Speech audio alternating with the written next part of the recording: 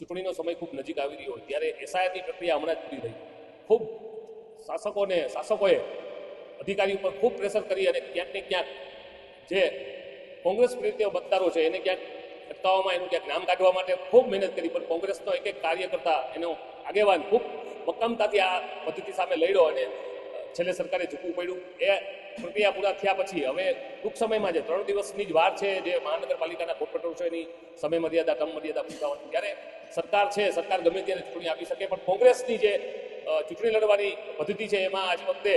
જે પ્રદેશ કોંગ્રેસ સમિતિના આદરણીય પ્રમુખ શ્રી અમિતભાઈ ચાવડા અને તુષારભાઈ ચૌધરીની આગેવાનીમાં જે કમિટી બની છે અને જામનગરથી લઈ અને જેટલા મહાનગરપાલિકાઓ છે આ કમિટી બની છે, પ્રભારીઓની નિમણૂક થઈ ગઈ છે, ત્યારે આજે આ મુદ્દે એક અગત્યની પ્રેસ કોન્ફરન્સ હતી કે પ્રદેશ કોંગ્રેસ સમિતિ દ્વારા એક જે ફોર્મ બહાર પડી અને જામનગર મહાનગરપાલિકાના 16 વોર્ડ છે, એ 16 વોર્ડમાંથી જે ચૂંટણી કોંગ્રેસ પાર્ટીમાં લડવા માંગતા હોય એ ઉમેદવારી કરી શકે છે. આજથી અમે આ ઉમેદવારી પત્રક જે શહેર કોંગ્રેસ કાર્યાલય 8, 9 અને 10 આ 3 દિવસ સવારે 10 થી બપોરે 1 અને સાંજે 4 થી 7 સુધી આ ઉમેદવારી ફોર્મ અહીંયા મળી જશે. વોર્ડ પ્રમુખ પાસે પણ જે તે વોર્ડના પ્રમુખ હશે એમનો પણ અમે નંબર શેર કરશી અને વોર્ડ પ્રમુખ પાસે પણ આ ફોર્મ ભરાવી શકશે. 3 દિવસ આ ફોર્મ ભરવાની પ્રક્રિયા પછી પ્રદેશ કોંગ્રેસ સમિતિની ઉપરથી આદેશ આવે એ પ્રમાણે પ્રભારી અમારા અહીંયા આવશે અને આ ઉમેદવારી ફોર્મ છે એની પાસે જમા થઈ અને એમને સાંભળશે રૂબરૂ. પછીની આગળની જે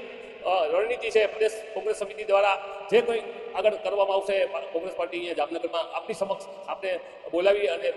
પ્રેસ કરીને આવતા દિવસોના જે એજન્ડા છે એ પણ નક્કી કરવામાં આવશે.